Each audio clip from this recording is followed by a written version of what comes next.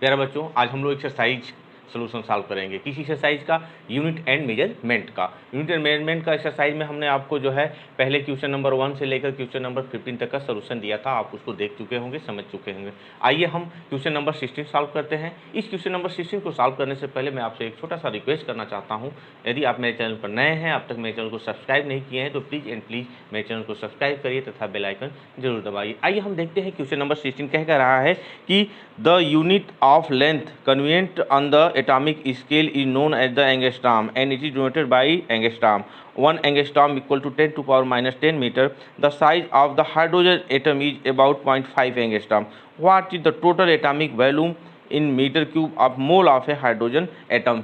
यहाँ कह रहा है कि जो हमारा स्मॉल जिसे एटॉमिक जो लेंथ होती है वह एंगस्ट्रॉम में मेजरमेंट की जाती है। तो कह रहा है कि हाइड्रोजन एटम है उसका रेडियस दे दिया है 0.5 एंगस्ट्रॉम दे दिया है, और कह रहा है कि इसके एक मोल का हमको क्या करना है, कितना वॉल्यूम होगा उस वॉल्यूम को हमको निकालना है। तो सपोज करते हैं कि अगर एक हाइड्रोजन एटम है तो एक हाइड्रोजन एटम का शेप जो होता है स्फेरिकल होता है, उसकी रेडियस गिवन है, तो हम क्या कर सकते हैं, उसका वॉल्यूम आराम से निकाल सकते हैं। अगर एक हाइड्रोजन एटम का वॉल्यूम निकल जाएगा तो एक मोल में 6.023 इंटू 10 टू पावर 23 एटम्स होते हैं, ठीक है ना, एक मोल में। तो उसका क्या करेंगे, ये हाइड्रोजन के एक मॉलिक्यूल्स का चाहे एक एटम्स का उसमें मल्टीप्लीकेशन कर देंगे, जो वैल्यूम आया होगा इस तरह से जो उसका वैल्यूम हम लोग एक मोल का निकाल सकते हैं। क्या दिया हुआ है, radius of the hydrogen atom दिया हुआ है आपका 0.5 एंगस्ट्रॉम। इसको हम लोग लिख सकते हैं 0.5 into 10 to power minus 10 metre हो गया, ठीक है ना। अब वैल्यूम अब ये स्फेरिकल शेप होता है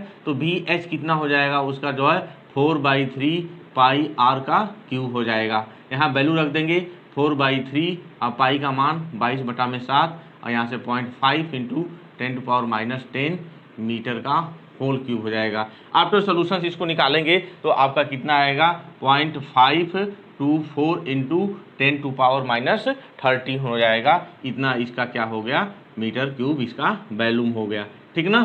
तो इसका वॉल्यूम निकल गया, एक हाइड्रोजन एटम का वॉल्यूम आपने निकाला है, ठीक ना। अब क्या करेंगे, 1 मोल हाइड्रोजन एटम कितना होता है, 1 मोल हाइड्रोजन एटम होगा कितना, 6.023 इंटू 10 टू पावर 23 एटम्स होता है, ठीक ना। तो हम क्या करेंगे, इसमें जो है अब इतने मॉलिक्यूल्स का वॉल्यूम कितना हो जाएगा, तो वॉल्यूम ऑफ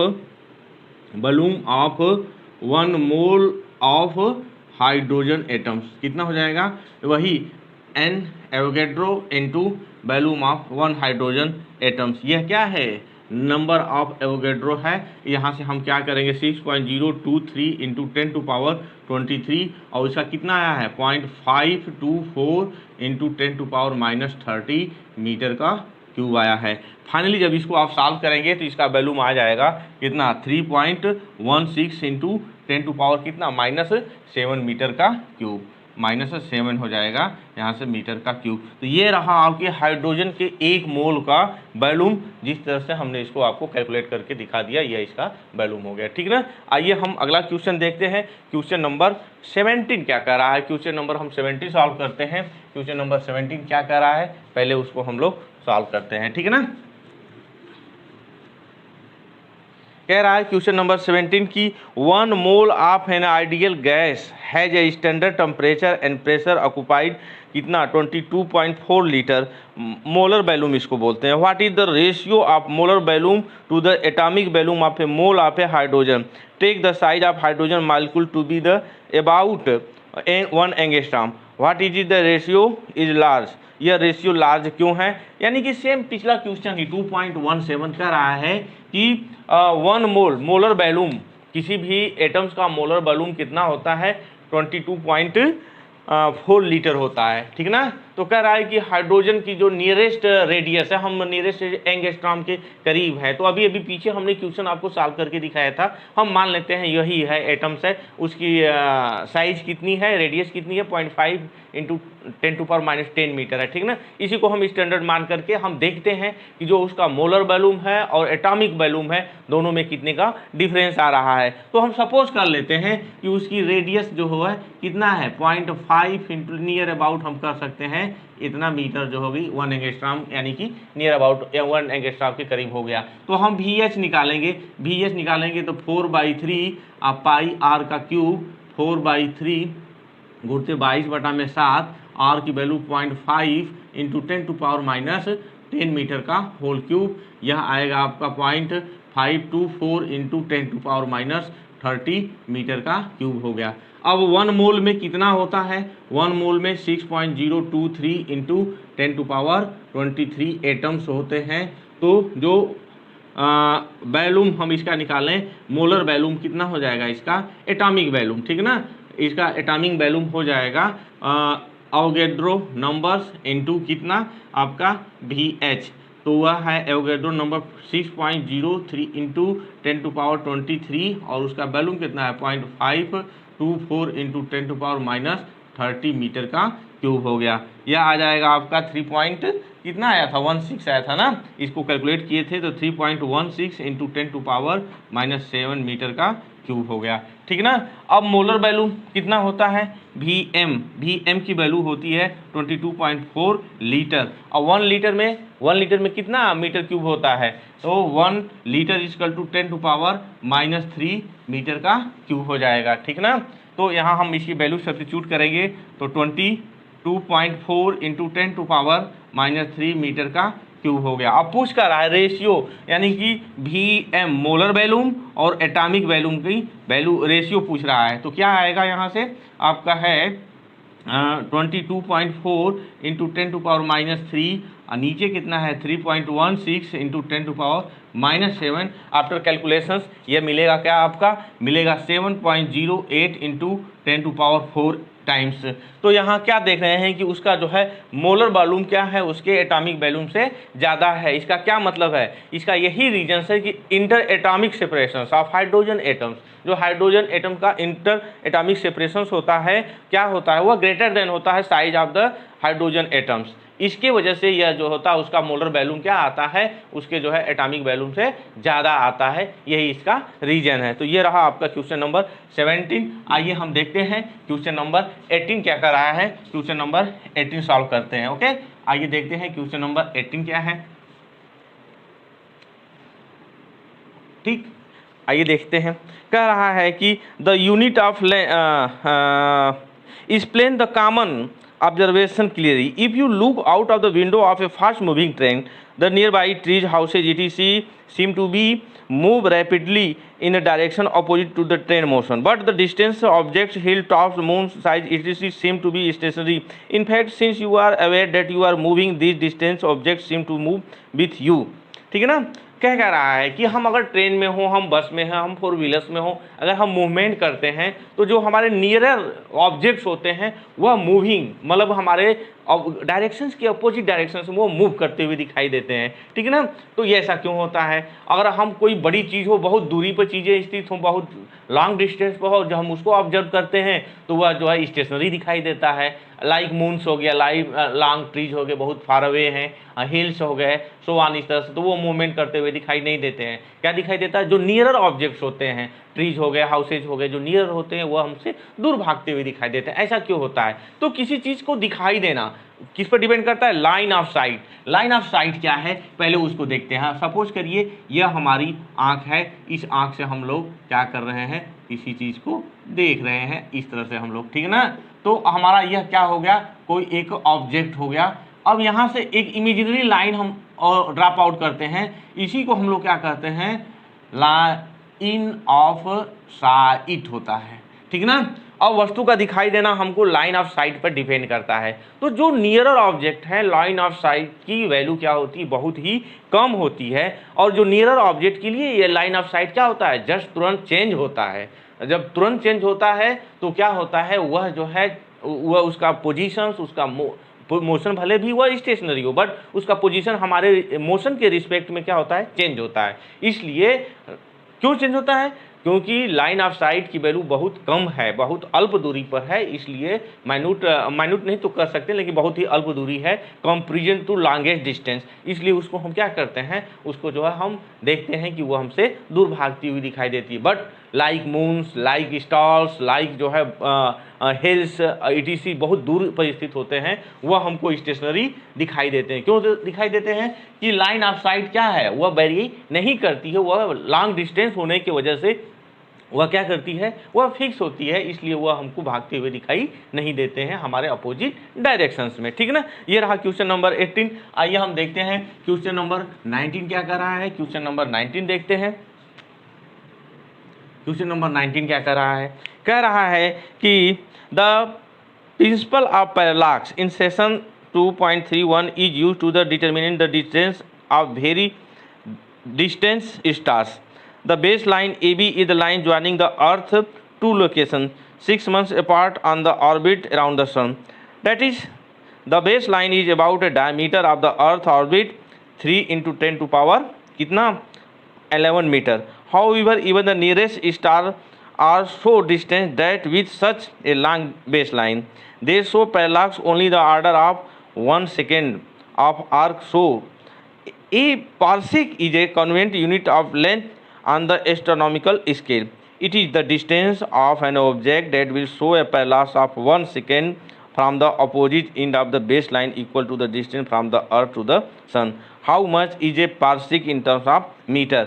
यानी कि जो हम सन का एक एग्जाम्पल लेकर के और अर्थ जो हमारे पास लॉन्ग डिस्टेंसेज होती हैं, उन लॉन्ग डिस्टेंसेज को हम पैरालैक्स मेथड से उसका कैलकुलेशंस करते हैं। करते क्या हैं, हम जो है हम ऑर्बिट ऑफ अर्थ के 2 पॉइंट ले लेते हैं और उसके एंगल मेजर कर लेते हैं, और जो लॉन्ग डिस्टेंसेज है उस लॉन्ग डिस्टेंसेज के लिए एंगल ऑफ पैरालैक्स क्या होता है, वह जो है कि बहुत ही कम यानी कि 1 सेकेंड होता है। और उसको रेडियन में हम लोग चेंज करेंगे तो 1 सेकेंड में होता है 4.847 इंटू 10⁶ रेडियन होता है। उसको रेडियन में चेंज कर लेंगे तो बहुत ही माइन्यूट आता है। अब जो यहाँ से वहाँ की डिस्टेंसेज होती है वह डिस्टेंस को हम मेजर करते हैं, और क्या होता है अगर उसका small r radius of the orbit, जो अर्थ का ऑर्बिट है जिस पॉइंट जहाँ हमने 2 पॉइंट लोकलाइज कर रखा है जिसे एंगल ऑफ पैरालैक्स दिखाते हैं, उसका रेडियस निकाल लेते हैं और क्या करते हैं दोनों का रेशियो निकालते हैं तो हमको जो है एंगल मिल जाता है। ठीक ना, तो आइए पहले हमको क्या क्या दिया हुआ है उसको हम लोग कैलकुलेट करते हैं। Diameter of the earth, diameter of earth कितना दिया है, earth orbit, diameter metre of earth orbit कितना दिया हुआ है, 3.0 इंटू 10⁻11 मीटर दिया है। तब इसका रेडियस कितना हो जाएगा, 1.5 इंटू 10⁻11 मीटर हो गया।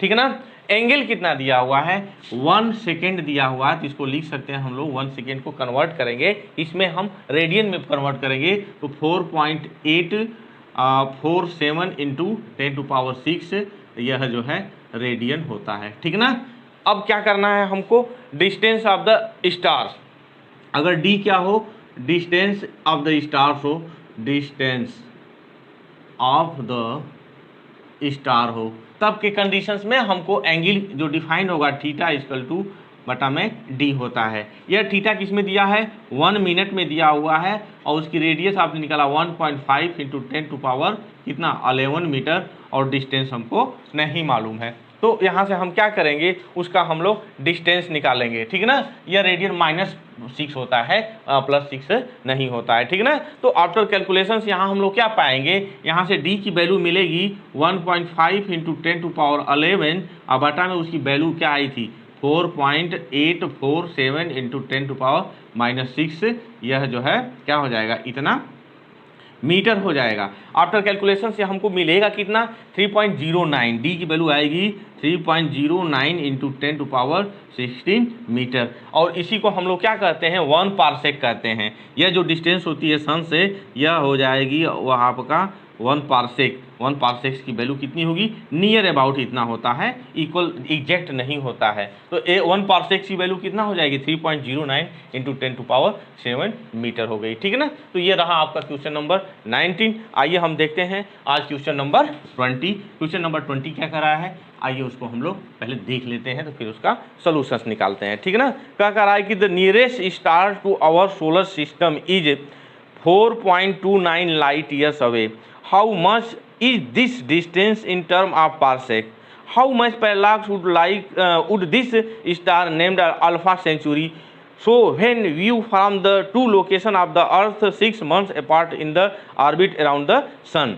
ठीक ना। तो हम क्या कर रहे हैं कि हम अर्थ के ऑर्बिट से इसका लोकेशन लोकलाइज करेंगे इस अल्फा सेंचुरी का। तो उसका हमको क्या पूछ रहा है, कितना पारसेक होगा और कितना एंगल जो है यह मेजरमेंट करेगा। तो डिस्टेंस कितने दिया, distance of the star from the solar system. तो डिस्टेंस कितना दिया हुआ है, यहाँ से डिस्टेंस दिया है, डिस्टेंस कैपिटल डी की वैल्यू कितना दिया हुआ है, डी दिया हुआ है 4 पॉइंट कितना 29 लाइट ईयर दिया हुआ है। अब इसको हम लोग चेंज करेंगे, किसमें चेंज करेंगे, 1 लाइट ईयर में कितना डिस्टेंस होता है, 1 लाइट ईयर जो बराबर होता है कितना, velocity of light, velocity of light कितने में, इनटू 1 ईयर में, 1 ईयर में यह कितना डिस्टेंस ट्रेवल करेगा, वही क्या होता है 1 लाइट ईयर होता है। यानी कि वेलोसिटी ऑफ लाइट से कोई पार्टिकल जो है 1 ईयर में जितना ट्रेवल करता है वही क्या होती है, उसका जो है